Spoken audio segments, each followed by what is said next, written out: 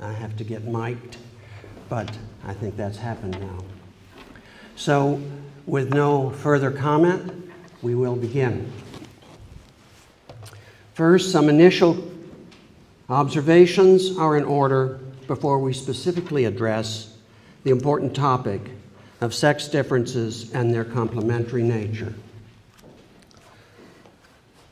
First, there are only three different ways to treat sex differences.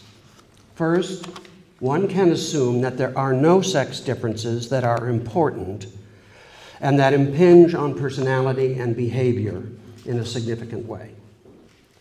But this assumption, very common in elite society today, flies in the face of a large and growing amount of contrary evidence, and thus constitutes a denial of important truth and information.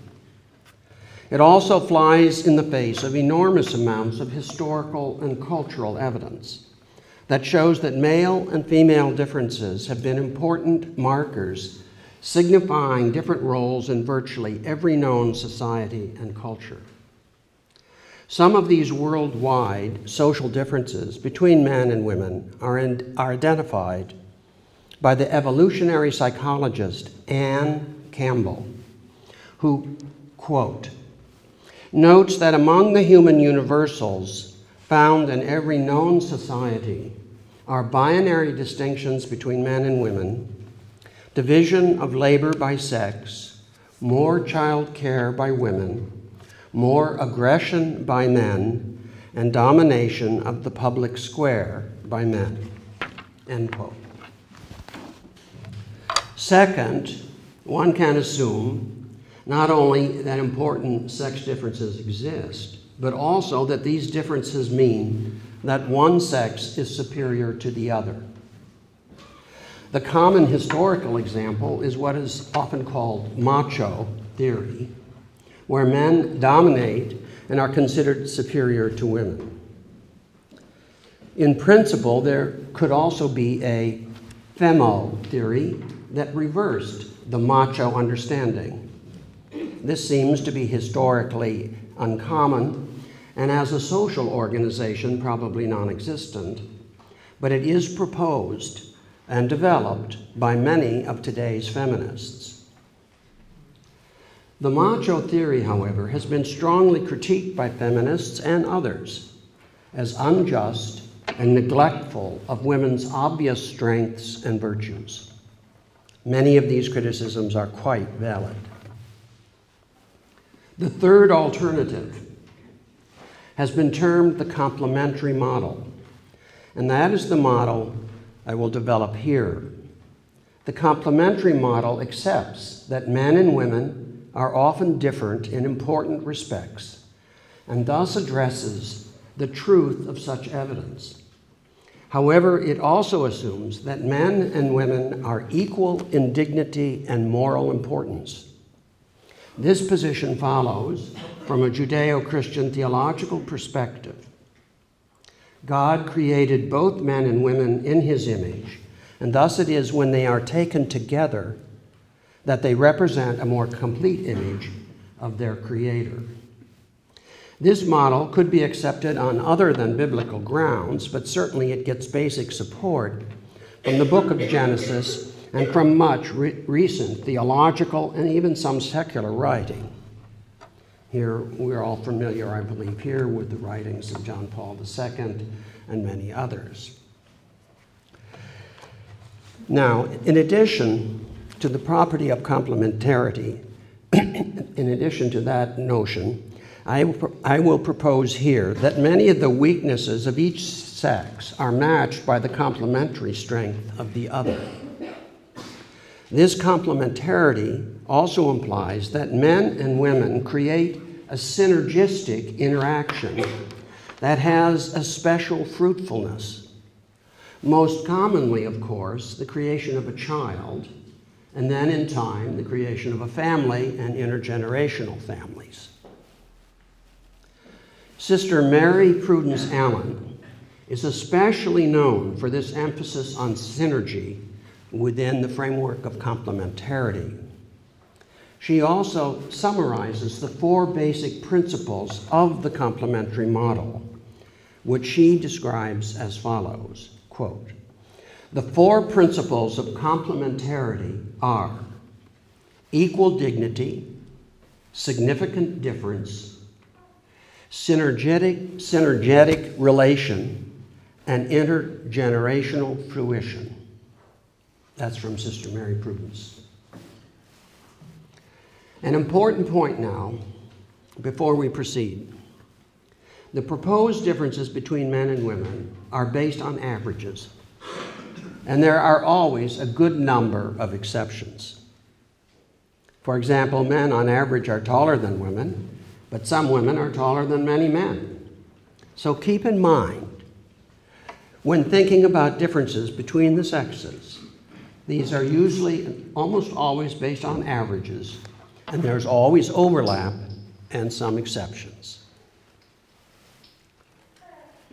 Now, I'm also quite aware that the notion of important sex differences is controversial. Many postmodern and feminist intellectuals claim that a person's gender is a social construct and has no serious basis in our biological nature. This approach, let me explain. This is again coming from Sister Mary Prudence. The approach here, in contrast, the approach I will be taking, can be called, and this is a term I take from Sister Prudence Allen, gender reality. This contrasts with the notion of the more modern feminist position, which will be called gender ideology.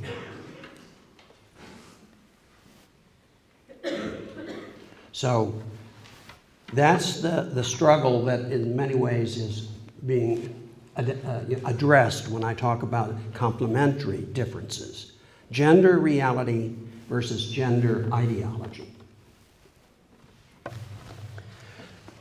The fact that there are important sex differences has become much more accepted and better understood in the last few decades, thanks to a large number of scientifically based and now scientifically based book treatments of the topic. Some of the examples include books by Baron Cohen, Brizendine, another one by Brizendine, Budashevsky, Buss, Christian and Davidson, Geary, Gurian, Rhodes, Tannen, Moir and Jessel, and many others. Those are book-length treatments of important sexual differences. This evidence, however, has not had much impact on the general culture, especially that of the liberal elites and the university world. But it's out there as a large body of documented scientific evidence where the authors of the studies and the summaries are both men and women. So keep that in mind. It's sitting there, in my judgment, as an alternative understanding that can resolve the contemporary denial of reality by the gender ideology people and the hostility created by the other kind of model of which one sex dominates the other. This is the way to move forward.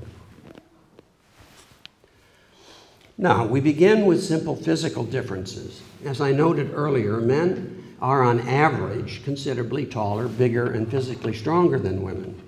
Men's physical strength is usually accepted and appreciated by women. As a rule, women prefer and usually marry men who are taller, bigger, and stronger, and also usually older than themselves. It was always interesting to me to see these radical feminists when they were often pairing up a little bit with certain men. The men were always taller, older, and usually pretty rich and successful. Men and women don't pair off randomly with respect to each other's height and weight and age. Sometimes a man will marry a shorter man. A woman will marry a shorter man. But he is often powerful, rich, and a successful man, who in these ways makes up for its shorter height. It appears that women want to feel protected from outside threats, and such male characteristics imply they will be. Women also typically, but not always, prefer men whose status and power or wealth suggests they will be able to provide resources. If they feel secure, they then can concentrate on their major concern of actively maintaining a social network of friends, having children, and raising a family, and so forth. Good evidence for the sexually different long-term mating strategies of men and women can be found in the work of David Buss. Not all of his particular claims and interpretations need to be accepted, but his central position that men and women have many biologically based behaviors, his framework is evolutionary theory, that position is generally accepted. Buss, however, does not address the issue of complementarity, but many of his findings can be viewed in that way.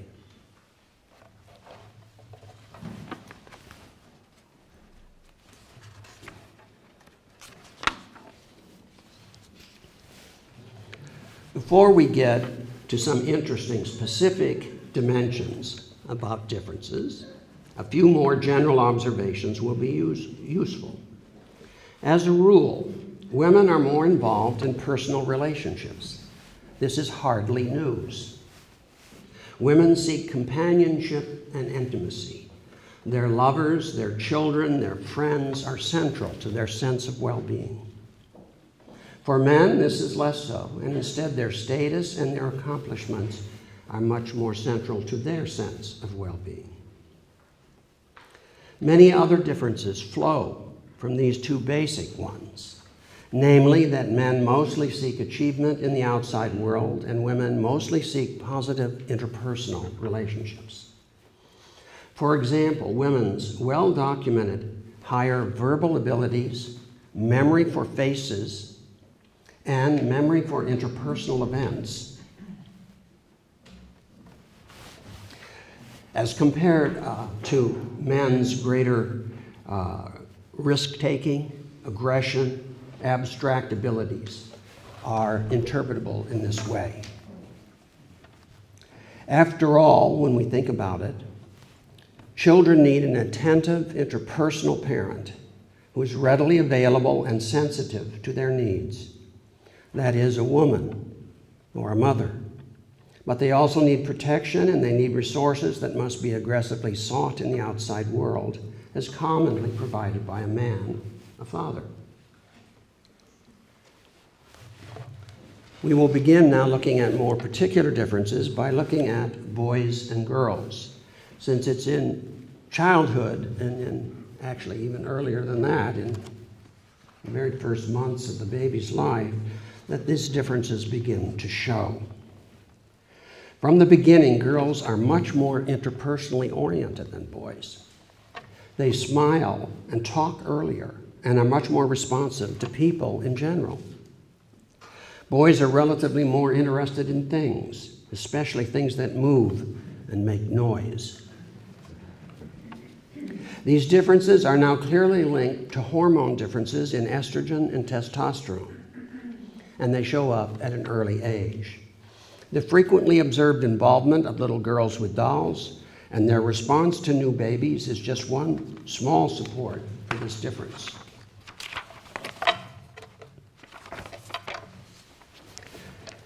I'm now going to summarize just briefly some of the findings about the differences between boys and girls from a particular book by Gurian. The title of the book is Boys and Girls Learn Differently, so that even in grammar school, the differences between how they learn is something that's relevant. Boys develop testosterone. Girls develop estrogen. Testosterone sets the male brain, and it makes it immune to female hormones. Estrogen sets the female brain and makes it immune more or less to male hormones. The male fetus is generally more active than the girl fetus. Cortex in the boys develops more slowly. Cortex in the girls develops more quickly. 6 weeks in utero, the sexual identity begins to develop, 6 weeks, and the brain changes. Normal template of the human brain appears to be female. At 6 weeks, a large dose of testosterone changes the brain permanently for boys. Lack of testosterone allows the structure to stay the same in girls and to become essentially fixed. The brain in male fetus is more lateralized. And this is a very important point I'll get to later. You know, you have two halves to your brain, and the two halves often function rather differently. We'll get to that later. But boys tend to be more lateralized. Either they're focused in one half of the brain more, or in the other. And girls are less lateralized. That means they're less specialized in one half of the brain. We'll develop that as time goes on. The male brain structures already in very early ages are less flexible. The girl's brain structure is more flexible. The boy's brain is less internalized, less focused on internal structures of the brain like emotions, the amygdala, that whole area. The girl's brain is less externalized, focused on, say, visual perception, less focused on that. Boys, when the brain is idling, that's a notion that was sort of like the resting state when it doesn't seem to be attending to anything. In the boys, the idling of the brain when it is usually in the brainstem, sometimes called the reptilian brain. Girls, when the brain is idling, is more often in the limbic system, in the emotional brain.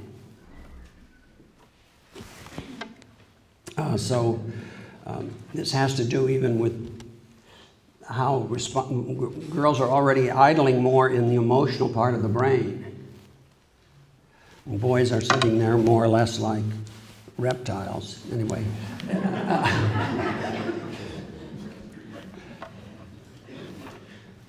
They have zoned out in a sense in which, what are you thinking? Thinking. Okay? All right. Boys' brain, the brain mass of boys is about 10% larger than that of girls. Boys have a smaller corpus callosum, and girls have a larger corpus callosum.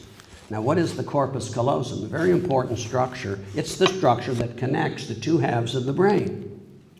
It's like a flat cable of neurons that allows you to move from left to right hemisphere quickly. Remember, I said that girls are less lateralized. Well, one of the reasons they're less lateralized is they have a larger connecting set of neurons going through the corpus callosum. Their corpus callosum is larger than in boys, and it's denser. That is, has more neurons.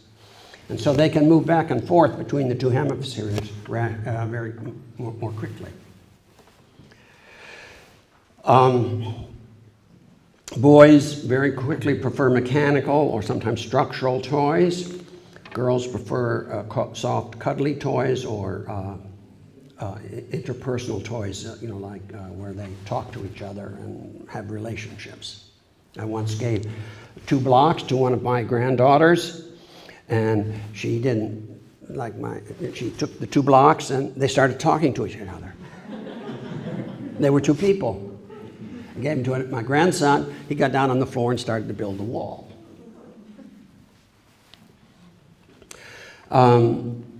Boys look at objects for shorter but more active periods.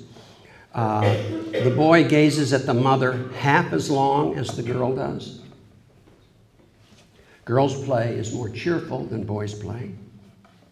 Motor activity for boys is more vigorous than in girls.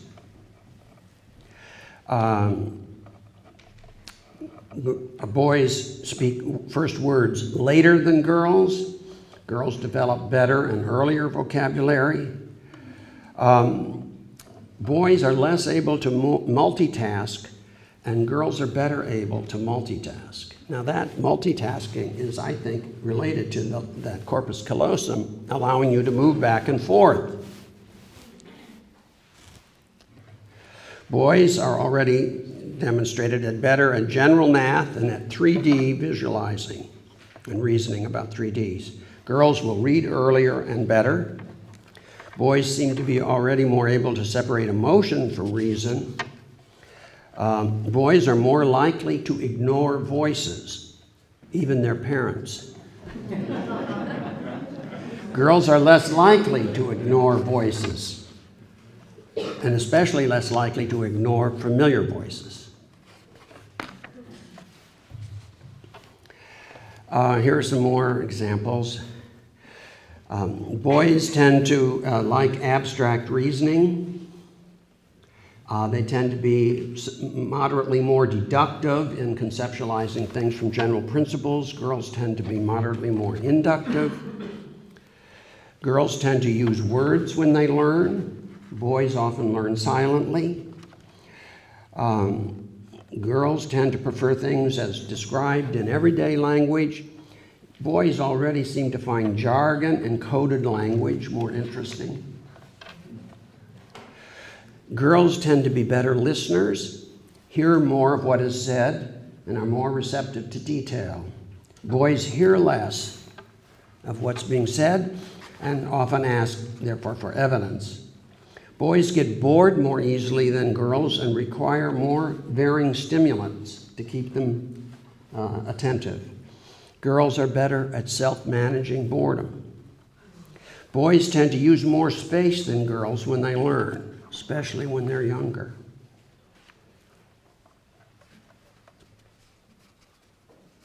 Movement seems to help boys stimulate their brains, but also manage and relieve impulsive behaviors that boys have. Boys are much more likely to use physical force to settle differences. They'll fight more to settle the differences as compared to girls. Cooperative learning is easier for girls to master. Boys tend to focus on performing the task well without as much sensitivity to the emotions of others around them. Also, girls show more empathy than boys. This is a fairly reliable finding at different ages, that girls are more empathic. Boys form pecking orders, which are more important to them than the social strata are even to girls. Research has shown that a girl who finds herself low in the pecking order of the girls' society is less likely to fail in school than boys in the same situation. Males at the top of the pecking order secrete less cortisol, and cortisol is a stress hormone.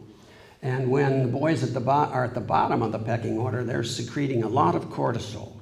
And that cortisol is a stress hormone, and it gets in the way of learning and other performances, and leads to boys who are being pushed out of the central hierarchy to be more apt to fail in school. Boys tend toward symbolic texts, diagrams, and graphs. Pictures which stimulate the right hemisphere are often relied on in male learning. Okay, we'll now go from boys and girls to teenagers. Okay, high school. Boys in high school are going to be much more often involved in criminal behavior than girls. And this is a common observation. Boys, however, are less likely than girls to suffer clinical depression. For example, in adolescence, girls are more likely to be depressed. Boys with an extra female chromosome do less well at spatial reasoning than other boys. Girls with higher than normal testosterone are better at spatial reasoning than other girls. Boys' social acceptance in high school is based very much on physical strength and athleticism. Girls' social acceptance is based on peer relationships and beauty. Gurian concludes that pursuit of power is a universal male trait, while pursuit of a comfortable environment is a universal female trait. Males are 85% of students in advanced placement computer science classes. Females outperform males in verbal and communication skills. Okay, so much for boys and girls and teenagers. We'll now turn to adult men and adult women. The recent evidence for this is not at all in contradiction to what I've already mentioned for boys and girls, but for example, Cozzolino presents considerable evidence that a mother's attachment to her child is often a kind of addiction, since biochemicals and brain structures similar to those in drug addiction are involved. The mother can be almost addicted to her baby. Awfully a very good thing, that, anyway. Thus, research with primates suggests that the activation of the opioid system of mother and child propels and regulates the attachment process.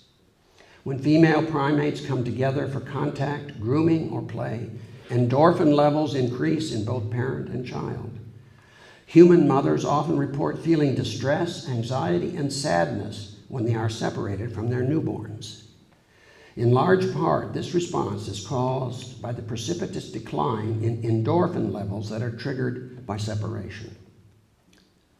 There's more to a mother's rewards than those things that come from her response to her internal hormones, but it seems that much of the reward does hinge on her body, specifically on endogenous opioid hormones.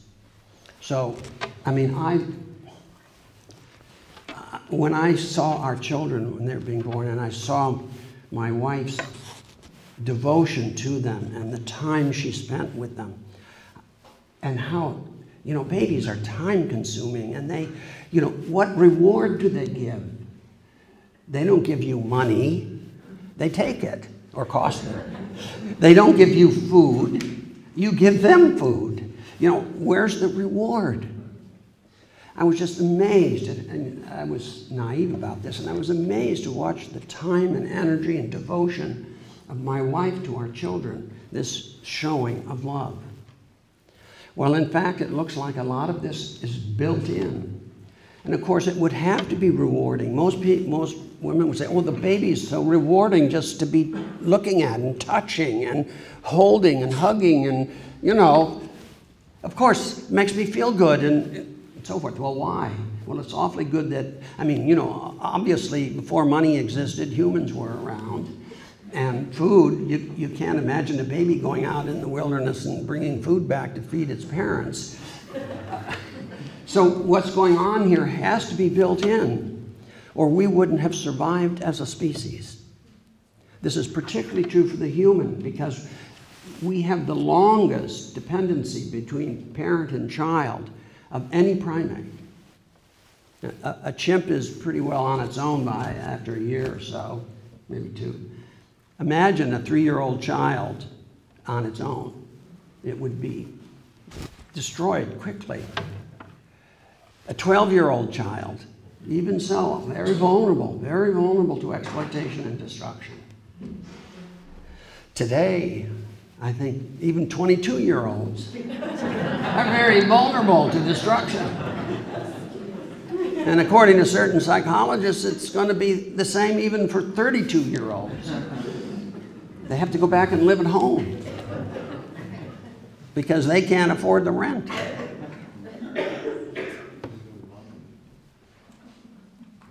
So it's built in, and this is very necessary and important.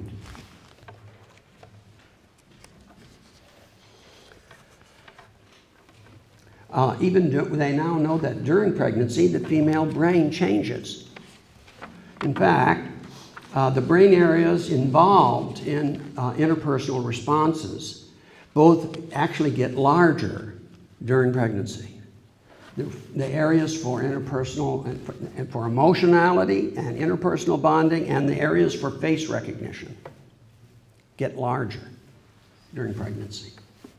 This is part of what is sometimes called the mommy brain. Male and female brains also appear to be wired differently in a way that supports the general complementarity interpretation. Women's brains, here's the study, they met a large population of adult women and adult men.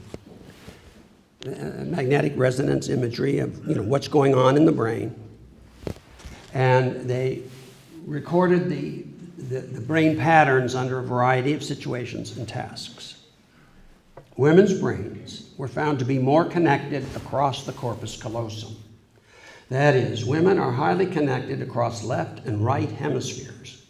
I've already implied that with some of my earlier comments. That means that the neural pattern is horizontal, the dominant one, okay? Men's brains tend to be connected front to back, often within one hemisphere, within the right hemisphere or within the left hemisphere. These connections support the interpretation that women are better at social skills, at remembering social events, and at multitasking. Men seem wired for perception and coordinated physical actions, and not surprisingly have a better sense of direction. Women, however, have a better memory for concrete place location. These differences may reflect skills needed in the traditional distinction between male hunters and female gatherers. Both activities are essential for good social survival, and the difference anticipates our treatment of complementarity in men and women. Women have better memories for what psychologists call episodic events. That is, events usually involving a person and their activities and interactions with each other. They remember what people say, how they interacted, what went on, what was the conversation over breakfast, and things like that. Men tend to have a better memory for facts and abstract ideas, such as the names of the capital city of every U.S. state, or the value of pi to 5 decimals. These are two, and by the way, they're located differently in the brain, these two kinds of memory.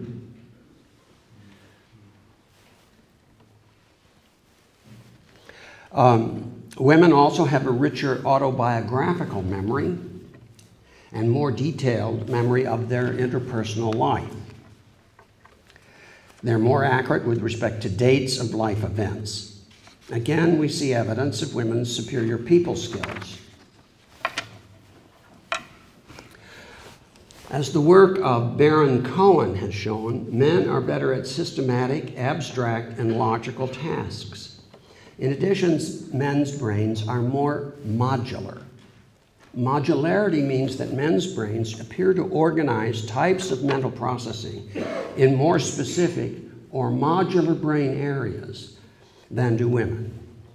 This, combined with a tendency to function much more in one hemisphere, suggests to me that men are also, this is my interpretation, more irritated and crabby at being interrupted.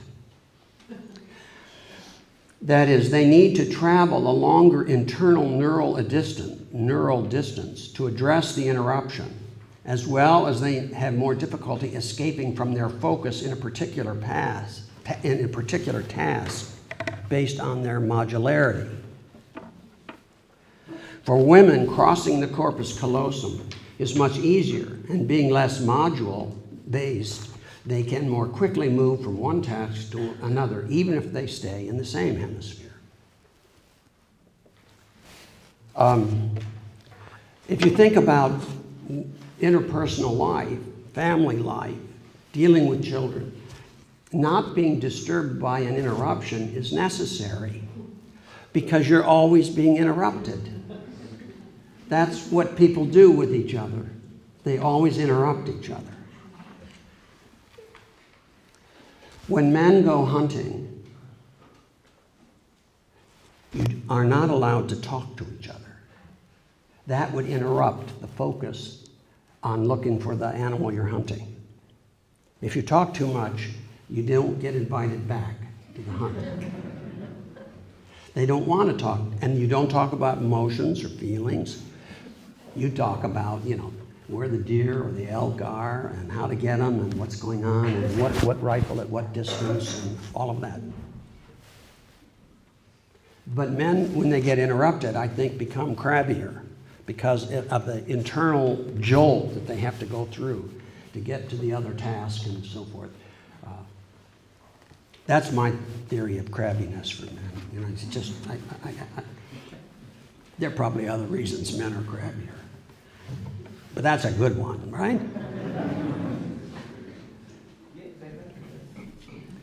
Okay, but now this introduces another important distinctively female characteristic, namely greater emotionality. Again, this is hardly a new idea per se, but the recent evidence from neuroscience gives it a much firmer basis. The greater emotionality is there from the start, with differences favoring emotionality in girls, but it is greatly increased during puberty and remains present as affected by a woman's monthly cycle, and as noted, it also tends to increase during pregnancy. A variety of different behaviors have been found to vary with a woman's monthly cycle and other varying hormones. Some interesting examples are ovulation led single women to become more liberal politically and less religious, while for women in a committed relationship, ovulation led them to become more conservative politically and more religious. A woman's cycle is related to the color of the clothing that she wears.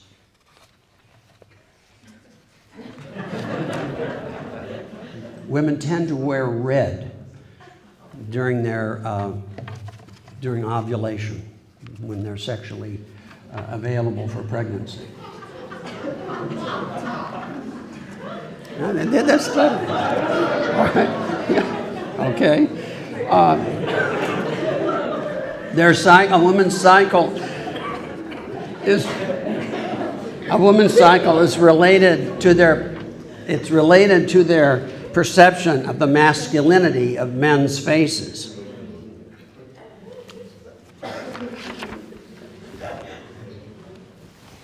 All right, so there are lots of things that are related to the woman's cycle and affecting her attitude and emotions and openness to certain kinds of issues in stimulus environments, right?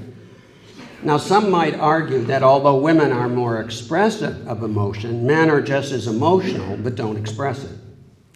There may be some truth in this, but there's also neurological evidence that men are probably, on average, less emotional than women. With respect to interpersonal emotions, we know that autism, more common in men, reduces the ability to empathize and understand that other people have emotions. Also, psychopaths, also more commonly male, appear to have little capacity to empathize with others. In addition, as I mentioned, the female brain tends to rest in the limbic system, which contains major emotional structures, while the male brain tends to rest in the medulla oblongata, which is less associated with emotion, brainstem reptile. Okay. A particularly important hormone, well, we have to move ahead. I have 10 minutes? 5? 5. He gave me 5. He really signaled less.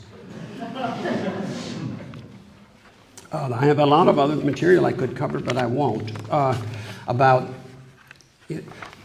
guess the basic principle is this. If you're going to accept that there are significant differences, this means that men and women will be both better at some things and not so good at others. And at present, the feminists want women to be good at everything that's important. And not, that they won't allow any male superiority on any dimensions. This is a kind of female imperialism. That is, they want to be good on all dimensions that are of any significance and not less good or worse on any dimension that's positive that men might be more superior on. So what we're looking at here is a balance between the two. And so here's where women are better, here's where men are better, on average again. And these two kinds of abilities make for a complementary and synergistic response.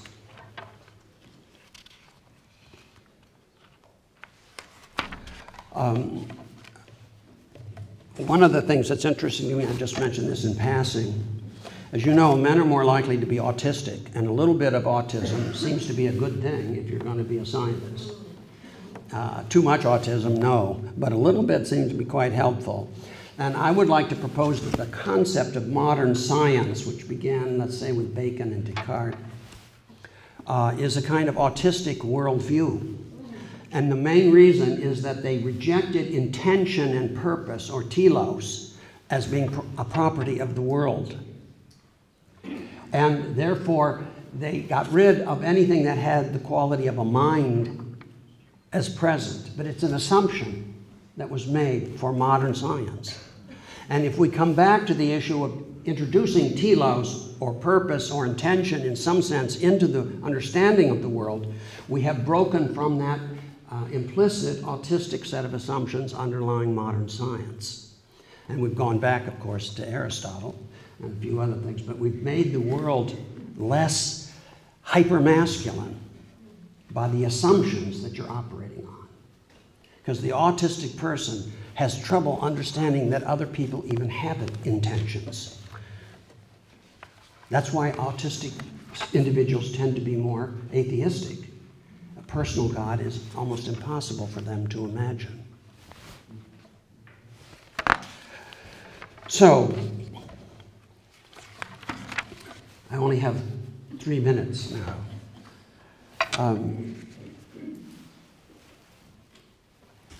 And I will just conclude then by saying it's time for us to move ahead on understanding men and women. And we now have evidence that there are significant differences. But remember, equal dignity, significant difference, synergy when they work together positively, and creating of intergenerational family structures. That's what it's about. Now, I don't want to be overly optimistic about how complementary things are synergistic. We already know from some of our earlier talks yesterday that sometimes men and women's differences don't lead to complementary cooperation and synergy. They can lead to conflict, fighting, and so forth. But the whole notion that we were made originally by God for the synergistic aspect, for the positive interaction of these two, and the fact that even in terms of evolutionary theory, these two types of functions enabled healthy survival of the species, means that on average, the positive does seem to have dominated, the positive interaction of these differences. But right now, we're in a kind of world where there's an awful lot of non-synergistic interaction, a lot of competition, a lot of anger, a lot of criticism, a lot of bitterness, and so on. And so it's time to move past that with these other two models, which are, I think, obsolete and not truthful. No difference, except maybe a little bit of the plumbing is different between men and women. But that doesn't add up to the truth. And the other one, that one is dominating the other, that we reject also. It's this complementarity that is the name of the future understanding, I believe, for men and women in our society. Thank you.